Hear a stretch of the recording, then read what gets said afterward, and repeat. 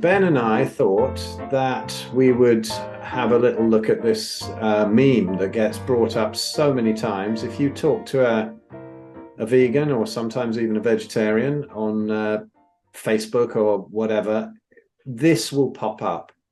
I mean, God knows how many times we've seen it. We were just chatting about it before we hit record, but we've both seen this so many times. They'll come up with this absolute proof that humans are whatever they want it to be proving, vegetarian, vegan, even frugivore. And it's full of nonsense, and there are so many discrepancies. So we thought we'd do a little video on it. So where should we dive in, Ben? I think let's take it line by line. I mean, a lot of this stuff we can kind of group under the same logical problem. But we'll go through it line by line. It shouldn't take too long. But I think it's really important because, like you say, this gets spread around an awful lot. So the very first line, physiological food, meat for carnivores, correct. They've done that. They got that one right. For the omnivore, meat and vegetables, like a bear sits down to a nice Sunday roast with 3 veg on the side. Okay, vegetables. It has to be said, there is no animal in the wild that eats vegetables, right? Vegetables are actually a human invention, which we've created from things like, wild parsnips, tubers, and this, that, and the other. Yes, there are the precursors of potatoes and yams and stuff out there in the wild, but the majority of what you can get in the supermarket that we call vegetables are not natural wild things. So the idea that a bear goes out going, what do I fancy today? I think I might have some broccoli and Swiss chard. A little steamed asparagus, perhaps. Yeah. Anyway, but the idea is that the omnivore eats meat and plants and possibly fungi as well. And the key difference here is as well that, I mean, to me, I don't know if this is a correct scientific definition, but to me, an omnivore can survive on either or both. I think that's the key point. An omnivore can do well, without meat or without plants for extended periods of time, which is why I would argue that humans are not omnivores in the same way that, for example, a pig or a chicken is. Physiological food for the herbivore, grass and tree foliage. Yes, absolutely. Frugivore, fruits, vegetables, and nuts. Again, vegetables. Now, I mean, what they eat is leaves, which is different. Not many nuts. And also, if that is a chimp, then they've forgotten meat because chimps do hunt. They hunt for monkeys. They'll take small baboons, and so there's a slight one that they've missed out. And of course, the human one is completely wrong. Fruits, vegetables, and nuts. So they've started by just setting out their conclusion, really, haven't they? In the first one. It's absolutely bizarre, isn't it? Because they do this sort of thing and they just put that on there to just, people say, oh, yeah, okay, well, that's what we're adapted to. But don't these people actually look? I was at what we eat in the wild. I was talking to, some vegan dude this morning on Facebook. He was saying, well, there's studies this, studies that, Esselstyn, Gregor, look at all these studies, the books, the whatever. And I said, well, I got fooled by them for about 30 years and I thought I was open-minded. So what chance have most people got? But any other animal, you just say, what does it eat in the wild? So they've got this pretty right, except for, the vegetable bit where they should have probably just said, plant matter or whatever. But humans, the Inuit would have died out if that were true. And the Finns and the Sami and everyone at these high latitudes. And the Maasai and the Hadza down south. The Hadza eat a lot of honey and they'll eat some tubers and some berries and whatever they find, but predominantly it's still meat. So I just don't understand how they can actually put that on there. But the level of brainwashing, that's what we actually eat in the wild. Oh, yes, let's go out in the wild and pick all these beautiful mangoes and whatever from the trees. It's just not happening. Well, let's take here, right? We are in literally the middle of July. We are in kind of peak summer in a temperate climate. I went out yesterday with my dogs. I picked a couple of pocketfuls of cob nuts, so hazelnuts off the tree that are unripe, right? Basically, they ripen about 2 days after the squirrels go and nick them. Okay, so you have to pull them off the tree and leave them to ripen. These nuts are around for literally a matter of weeks in the year. Okay, fruits are around for a matter of weeks in the year.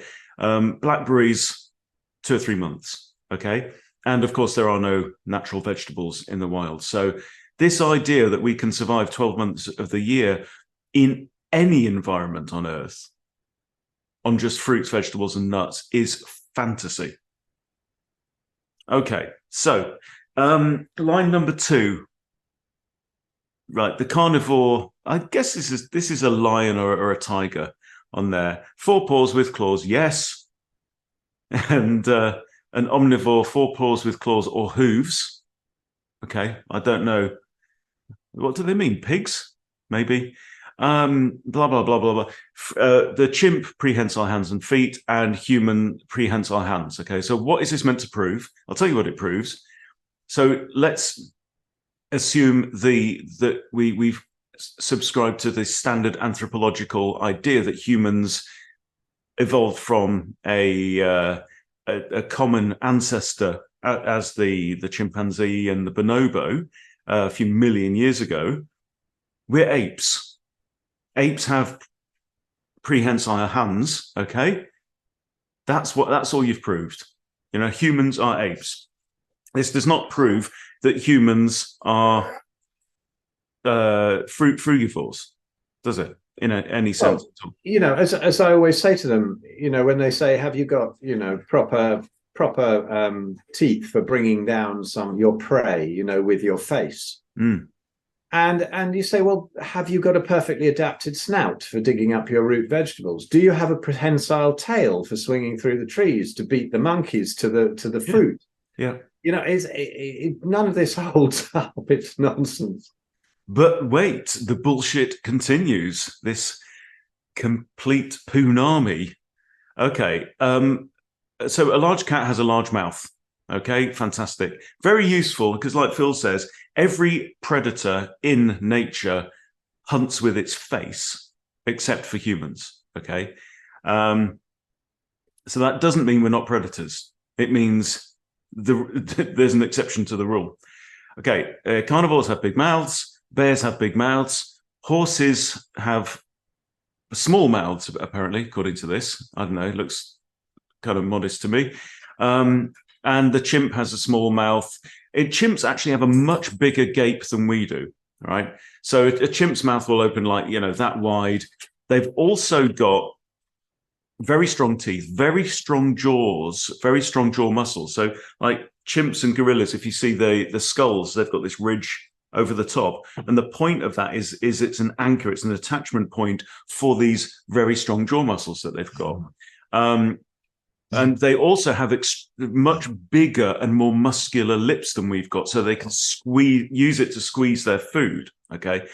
Now, the whole point, so we will have had, right, our ancient ancestor, like Australopithecus, will have had a larger gape, right?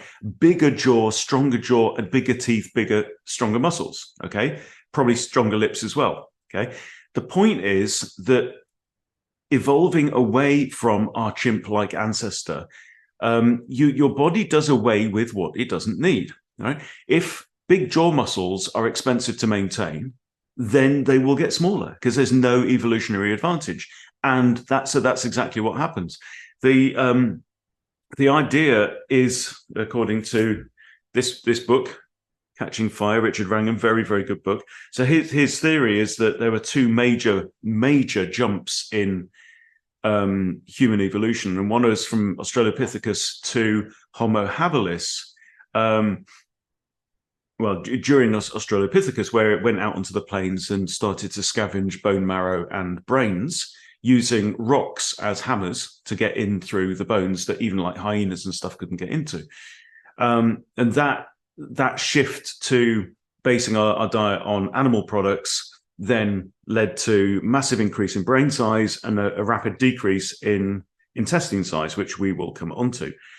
The second big one was the harnessing of fire, which he then argues enabled Homo habilis to make another kind of evolutionary leap to Homo erectus, and then from there to us.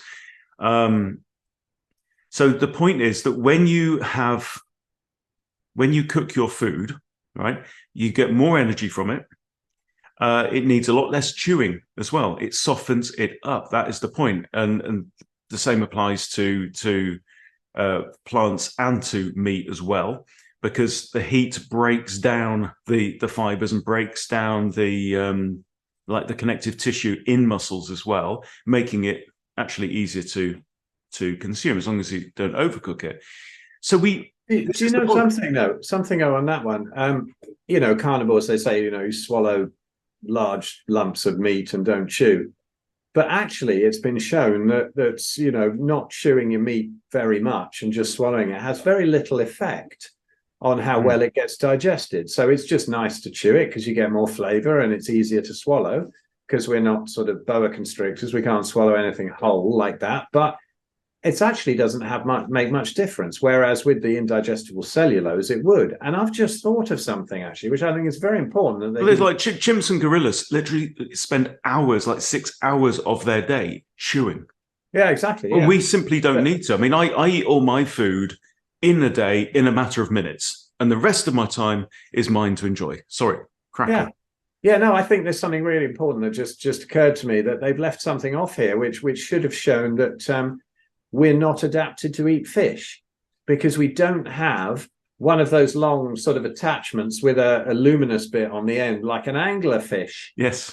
Catch them.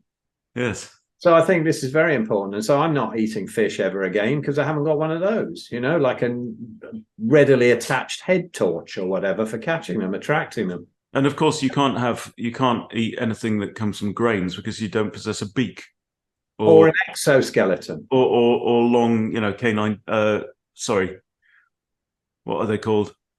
Like rodent teeth, big incisors at the front that rodents have. So yeah, you're not adapted to that. A beak or an exoskeleton. So we're not adapted to grains. Quite right. Yeah. So let's carry on. Okay. Big sharp fangs. Big sharp fangs. We don't have big sharp fangs.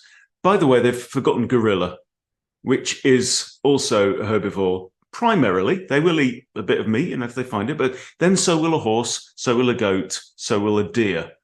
Deers have been seen gnawing on bones as well, by the way. Gorillas, great big sharp teeth.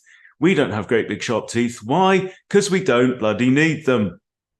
Because we don't hunt with our faces, and we live in like societies and don't.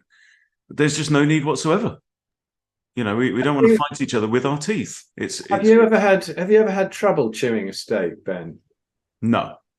No, I've never had any problems. I've never felt that it was not suited to my physiology. And you bring up chewing, so let's look at the incisors. Short, pointy ones on the meat eaters, and ours are big and flattened. Right? Why? Same thing. We don't have to. We've eaten cooked food we've been cooking our food, right, for longer than we've been Homo sapiens. Okay, we just don't need this, and we evolved from bloody apes. So is it any surprise that we've got ape teeth? None of this proves that we are not carnivores. Okay, molars. Just before we go to the molars, I've got to put in a disclaimer here that neither of us are completely convinced that we did come from apes. We're just presuming that for this particular daft meme. Where did we come from? I don't know. I really don't know. But could have been God, could have been aliens, could have been Darwinian evolution. I don't know. Whatever. I mean, but the fact is that people eat nothing but meat and utterly thrive. And if they were frugivores or herbivores, they would not survive. I mean, I don't know if you'd even get a gorilla to eat a steak, but if it did and it ate steak for a week or two, it would not be well. It wouldn't be able to deal with it. It's not equipped to deal with it. How then are whole civilizations eating almost nothing but meat and thriving on them if we're supposed to be a frugivore in the wild? That's the way I look at it. And I'd be dead by now. Yeah. You know, I've eaten nothing but meat for 8 years. And what would have happened to me going into it that sick as well? I'd have been dead within a week, surely. Yeah, but that's just anecdotal. That's just anecdotal. Yeah, useless. We're talking science here, proper science. Yeah, my apologies. Back with the science head on. Yeah. Okay. Yeah, our back teeth as well are ape-like back teeth. Big surprise. Right, there we go. We don't have the same jaw as a cat or a bear. We have the same jaw as an ape. Big surprise, we're apes. Give me strength. And for the same reason, we chew in different ways, blah, blah, blah, blah, blah. Okay, salivary glands. We have the similar salivary glands to an ape, right? And this is also because we evolved from an omnivore. By the way, there are very, very few, there's almost no cases actually of an animal evolving from being carnivorous to herbivorous. But there are cases, they think, like, for example, whales. The ancestors of all whales were all plant eaters, so all like plankton eaters previously. And then we have whales that evolved, you get the toothed whales, the orcas, the dolphins, sperm whales, stuff like that, evolved to be carnivorous. Isn't that interesting? I think there's one lizard that devolved the other way. But there you go. So salivary glands, yes, we evolved from a herbivorous, frugivorous, omnivorous ancestor, and we've kept the salivary glands because from time to time we have gone and dug up tubers, like you were saying, Phil, to help us get through a period between kills. There's no and also I just thought of it, but what sort of teeth does a like a pitcher plant or a Venus flytrap or whatever have? Yeah. You know what? How do their teeth come in on it? They're clearly eating the wrong diet and haven't read Dr. Greger's books. Quite right. Okay. Saliva. We have saliva like an ape or like an omnivore. Go figure. Tyalin is an enzyme that helps to break down starch. It starts the process of breaking down starch in the mouth. And guess what? We have the ability to get energy from starch. Okay, doesn't make us omnivores actually, and certainly doesn't preclude us from being carnivores because we evolved from Australopithecus, as it is generally understood. Okay, acid and alkaline urine. We have ape physiology. Again, doesn't stop us from being carnivores. Renal secretion of uricase. So I'm not even sure that that's even accurate. I mean, they put that in there. They might have made it up. They might well have made that up because the pH of the urine changes anyway, depending on what you eat. And it doesn't matter because the body does what it's supposed to be doing. And that's that. You know, it changes its, you can alkalize the gut a bit. They will go on about, oh, you need alkaline food as well. I mean, you know, you can alkalize the gut a bit with swallowing a load of bicarb, which is not a good idea for digesting your species specific diet. So it's a waste of time anyway, but it doesn't alkalize anything else.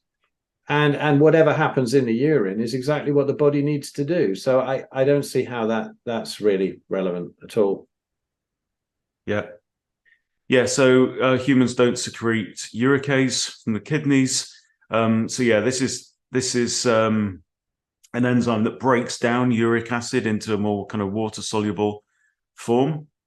Uric acid being a bit of an odd one, actually, because it's both an antioxidant and an oxidant in different ways. But, you know, again, no big surprise. We are apes. So we are similar to other apes. Okay, stomach. Strong hydrochloric acid for the carnivore and omnivore, apparently. Weak in the case of the herbivore and frugivore, and weak in the case of a human. bollocks. Yeah, that They are is completely lying through their flattened incisors.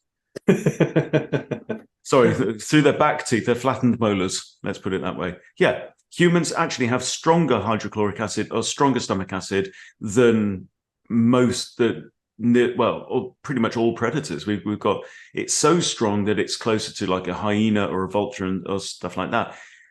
Couple of reasons. One is that if we evolved via scavenging, which is what is commonly understood for Australopithecus, came out, started scavenging these, non-fresh carcasses, then you need jolly strong stomach acid to protect your system from rampant bacteria.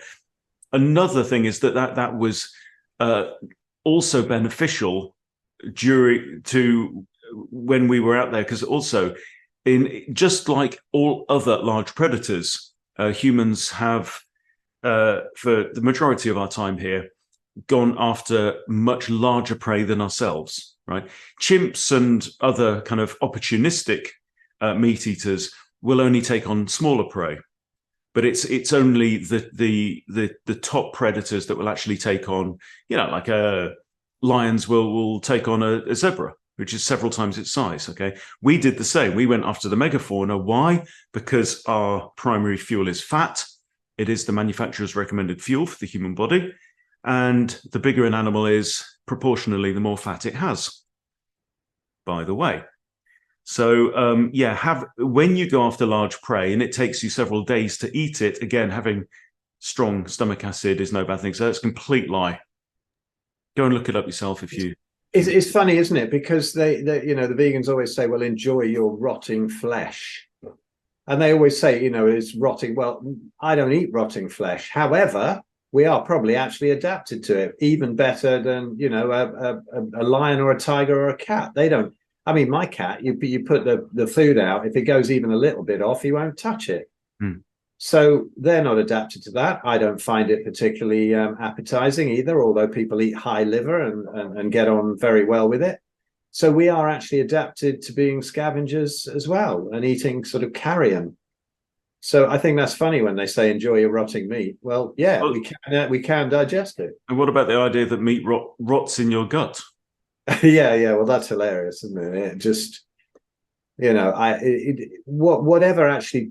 What is it? It's vegetables that sort of ferment and rot in there and sort of give off all these gases and make, for farty vegans and vegetarians. I remember it well. Well, we're going to get onto the guts of the argument in a moment. So the more bullshit. Hold up, Phil. Your carnivore and omnivore does not require fiber to stimulate peristalsis, which means going to the dunny. Herbivores and frugivores and humans apparently do, right? That's a load of more bullshit, isn't it? The thing is, I mean, it's 8 years now since I had a poo. Where is it? Where is it all gone? Where is it gone? I mean, I'm only skinny. Where is it all gone? Have I got a colon like a TARDIS or something? And somewhere in there is this extra dimensional thing that's got like sort of 10 tons of turds in. I've got perfectly good peristalsis, thank you very much, without any fiber at all. Better, if anything. And they say, well, if you don't have fiber, won't you suffer from constipation? Well, actually, eliminating fiber from the diet cures constipation. It does. We've got studies. Okay, maybe they mean that peristalsis is absolutely manic when you have the fiber in there. That's because it's trying to get rid of it. Yes. The body knows what it's doing. Because it's an irritant. Yeah, exactly. It irritates the colon and your body wants to get rid. Which is great. What they mean is that, requires fiber to stimulate galloping overactive peristalsis. Yes. and farting like a marching band at the same time. Yes, like a clown's backfiring car. So if you want to get, if you want to walk around in the day without having to nip into McDonald's for an emergency McShit or something, then you don't need to eat that stuff. You don't need to eat any of that fiber that creates that crazy peristalsis. That's a funny one. I hadn't seen that one on there before. It's hilarious. So next one, metabolize large amount of cholesterol and vitamin A, blah, blah, blah, small amount. tells us absolutely nothing whatsoever. We get everything that we need in our diet. If your body makes most of your liver makes 70 to 80% of the cholesterol you need, which is quite considerable, seeing as it makes up a large amount of your brain, makes up part of every cell in your body, and also hormones as well. So cholesterol, hugely important substance. Sweat glands. And on the cholesterol, if they say that we only metabolize a small amount of cholesterol, then surely it isn't dangerous to eat that, because of, obviously, as vegans well know, cholesterol goes straight into your arteries and lines it straight from the stomach. Yes. And gives you almost immediate heart disease. As Ansel Keys proved in the 1950s, he set out to prove this. He spent 30 years and spectacularly failed, saving the lives of millions and millions of people around the world. Just think how fat people would be in America if it wasn't for Ansel Keys. Absolutely, and he's a hero. And sick, but thankfully everyone's now perfectly healthy. There's no such thing as diabetes. Heart disease has been assigned to the hip. Oh, hang on. No, scrap all that. We got it a bit the wrong way around. Sorry. Anyway, no sweat. Sweat glands. We have sweat glands over the whole body, like an ape. Okay, now then, intestine. In the lion, from 1.5 to 3 times the body length. The omnivore, 3 times body length, 20 times in the case of a horse, and apparently 9 times in the case of another ape, and 9 times in the case of humans. Now, again, this is absolute nonsense. Well, it's not absolute nonsense. Yes, carnivores have shorter intestines, and like you were saying, because animals that eat plants cannot digest plants. Okay, let's make this, and we're talking about large animals now, by the way. We're not talking about like insects and tiny things. So all large mammals cannot digest plants. Gorillas can't digest leaves, nor can chimpanzees.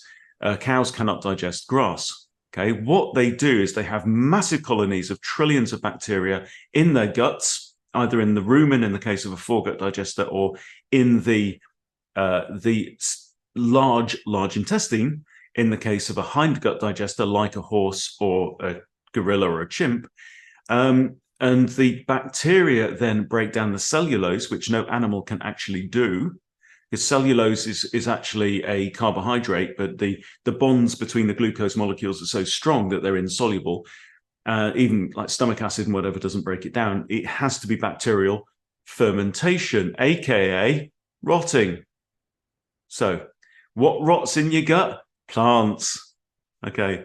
Yes, and about the length of the gut and all of this. Well, I can't help noticing, looking out the window, that my clapped out old Volvo out there is probably about the same length as a Bugatti Veyron, except under the bonnet, very, very different animal. So perhaps we should look at the structure and how the gut works rather than exactly length of it. This actually came into was part of the Game Changers movie. Apparently, the lion's intestine is 4 times body length, and the humans is 15. So here it says 1.5 to 3, and the humans is 9. But again, still wrong. Hang on, that's amylase we're talking about. Okay, humans combined length about at least 15 feet in length. Okay, in a human, so that's about 5 meters. Okay, and so 5 meters is what, 3 times our body length.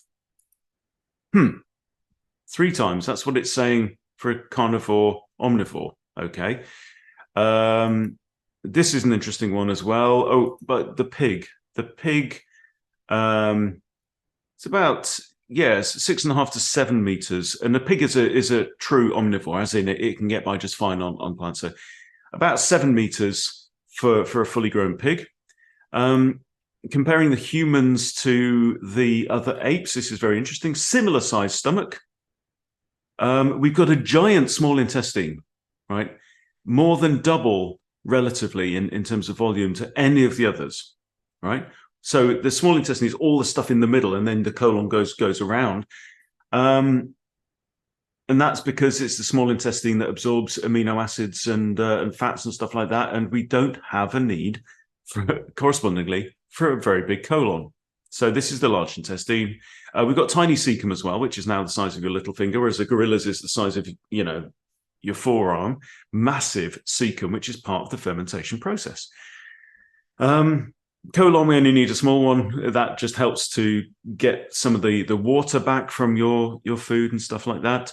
Whereas all these other ones, which are herbivores, frugivores, right? They need that to house these enormous colonies of bacteria, right? So the bacteria break down the cellulose and other indigestible plant materials. They excrete short-chain saturated fatty acids, which the animal then actually digests. It goes through the wall of the colon into the bloodstream, and the animal then. So actually, gorillas, chimpanzees, orangutans, and cows, and camels, and horses, and sheep all have a high-fat diet. They all thrive on a high-fat diet.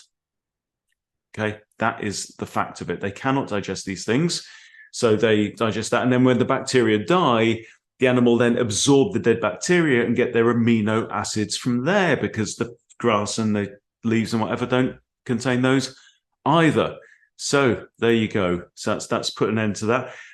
So is our no, it's not 9 times body length. It's more like 3, which makes us more like carnivores than other apes. Colon short, smooth, and alkaline. Colon long. Absolute nonsense. We do not have a long colon. We have a very short one. So again, they're just lying on that one. We don't carnivores don't metabolize cellulose.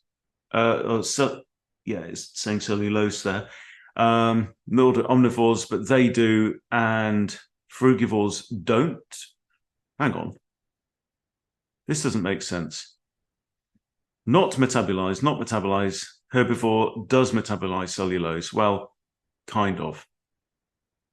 Well, we've already just discussed that one. This is an interesting one. Carnivore, complete digestion, 2 to 4 hours. I've not even looked into this one. I'm gonna have to tell my boa constrictor that, because it takes about 2 weeks for a turd to come out once it's eaten a rat. So I don't know. Maybe he's just holding on to it to annoy me. Or maybe he needs more fiber in his diet. Well, maybe, yeah. Maybe you need to put some all bran in there as well. Yeah, I'll pack a rat full of all bran and see how well he gets on with that. Yes, indeed. I suspect not very well at all. Yeah. So yeah, complete digestion. And anyway, I think we can draw a line under all this nonsense, don't you? I mean, yeah, I think so. I'd say it's a shame we don't have that. Have you seen the meme where they've got the eyes, where they're talking about the eyes as well, which they also ignore? You know, when a predator has the eyes sort of pointing forwards to be able to see, judge distances, chase things down, and then a herbivore has the eyes kind of either side, and they've photoshopped it out. So there's the dude from what is it? Can't remember the film, but he's got his eyes forwards, his sort of human at the top one, and then they put them on the outside of his head with the Photoshop and said, "Here's a vegan." Yeah, it just there's all sorts of other parts of the physiology and so many things that they're not looking at, but it always comes down to the teeth. Yeah, but even with the eye things, gorillas and chimps and primates have forward-facing eyes as well, because you need the binocular vision to judge distances effectively, which is quite useful when you're swinging through the trees. Or if they had eyes on the sides of their heads, well, they couldn't, because they wouldn't have survived, because they'd have fallen and died. So but I think this is the whole point: is that this stuff doesn't prove anything. To say, well, you don't have large canines like a tiger. Well done, you've proved I'm not a tiger. What's next? Do you know what I mean? Yeah. Also, don't have fur all over my body and stuff. It's amazing, isn't it? The lack of logic here. I just look at what humans eat in the wild. It's as simple as that. Is it not as simple as that, really? What would you have eaten for your latitude, like, I don't know, 10,000 years ago, maybe even 5,000, something like that, depending on the area and which sort of time agriculture came in. As you pointed out, it was really recent in Scotland, wasn't it? You know, it wasn't anything like 10,000 1,500 years ago. Yeah. Yeah. So there we go. You know, it's absolute nonsense. No logic. All of this stuff is driven by those ridiculous vegan propaganda films, like the Game Changers and things like that. All of it's driven by, you can root it all back to lunatic religious and spiritual sects and all of this stuff. It's nonsense. But if you look at that, you know, if you show a child that or something, and you say, well, look at the teeth. We're supposed to eat that. That child it's logical. It looks logical there. And so the child's we're going to go back home and go, I don't want to eat animals anymore. They're my friends. They're not my food. And then it all goes horribly wrong. Like it's an option as well. And that's the more insidious part of it. Yeah. Yeah. So, you know, you show that to a class at school, you'll probably fool about 3/4 of them. Yeah. Yeah. If they don't have, you know, parents like us who give out dangerous misinformation like we are on this video. And of course, you know, just to drop a bit more anecdotal nonsense in there, when people cut out the plants, which is the key thing, and eat meat and fat, they heal all kinds of issues. They very rapidly shift to their natural body weight. You dump extra body fat. If you've got extra body fat, you dump visceral fat, which is very, very important if you're carrying that. It just cleans your whole body and gets rid of all kinds of illnesses and disease. So it also cures militancy and barking madness, which is quite often a side effect of veganism. And you get absolutely, you know, you get them saying in instant. How was I for that militant? Bipolar disorder as well, you know, and all kinds of psychoses and stuff are helped just by putting the correct fuel in your body. Yeah, and we don't have an ideological axe to grind here. This is the big point. You know, the people who've done all the logistical gymnastics to put this ridiculous meme together, right, have had been compelled to do that because of an ideology. We have no such ideology. Phil, you were vegan, you were like vegan vegetarian for 30 odd years. We've all been there, you know, done it. We have come to this point and started to coach people like we do on the Big Fat Challenge, little plug, because we found it works, and it works reliably. It works incredibly well over and over and over again. So, you know, who are you going to listen to? You know, people who've done it from experience, or fantasist plant munching clowns that fart a lot? I don't know. Play your money, take your choice. What I always think is that, you know, people say, oh, you're a carnivore, so you're swayed towards that, and then they try and sort of bring in all the other stuff, like talking about Esselstyn and, you know, Dr. Clapper and Dr. Greger and all of this sort of thing. I mean, the thing is that if you look at those people, they probably had an ordinary diet and then they've come to veganism. Now, how many carnivores actually went straight from a sad diet to carnivore? Now, more recently, because it's becoming more into the mainstream, but way back when, you know, say 10 years ago, when it was sort of starting to be heard of, the people who went that way is exactly like me. They went there gradually, and they went there via, you know, Mediterranean diet, veganism, vegetarianism, pescatarianism, all these things. We came to it as a last resort because we thought it was so insane. So that's why I think, and it sounds kind of arrogant, but carnivores are pretty much more educated on diet than any other single type of diet influencer, because they've been through every other thing. Because isn't it insane? Just to eat meat is the most dangerous thing you could possibly do. So it's always as a last resort. It's like a shit or bust thing. And then they find that finally it all comes good and they heal. But that's why it's difficult for people who have just seen the odd propaganda film to understand that there are so many more subtleties. And really, once you've gone through the subtleties, you realize how simple it is. What do we eat in the wild? Great. The carnivores know what they eat, the herbivores know what they eat, and we don't. No, we're the only species that gets so confused about what we should eat. And part of that is because we stopped listening to our parents and grandparents and elders and started listening to corporations and their sponsored puppets. But yeah, and why don't we listen to our elders? Because they're all in old folks' homes with Alzheimer's from eating this crap in the first place. Yeah, which is basically diabetes again. Everything, so much of this stuff comes down to overproduction of insulin resistance.